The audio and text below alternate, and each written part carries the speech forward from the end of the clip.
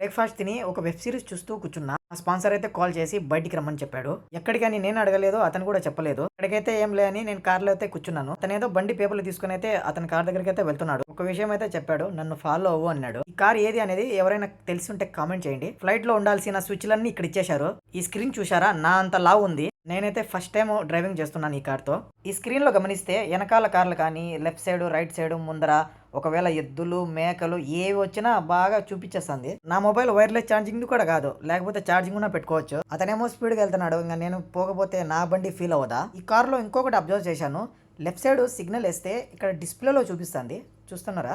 నిజంగా చైనా వాడే ఏదైనా. కార్ గురించి పక్కన పెడితే మేము వచ్చిన పని అయితే నెంబర్ ప్లేట్ కోసం వచ్చాము. ఉత్తరలో ఉండే వాళ్ళకైతే ఈ ఏరియా తెలుసు, సనై ఆపోజిట్ లో ఉంటుంది. 2 గంటలు పట్టింది మా పని అవ్వడానికి. ఈ దగ్గరికి అయితే వచ్చేసాను. ఇక్కడికి వచ్చిన తర్వాత బండి ఆఫ్ చేయాలా నాకు తెలియడం లేదు. నేను అతనికి కాల్ చేస్తే ఎర్ర కనపడుతుంది కదా, అది నొక్కు అన్నాడు అంతే. ఆ తర్వాత లంచ్ ఇచ్చేశారు, తినేసి డ్యూటీకి వెళ్ళాను.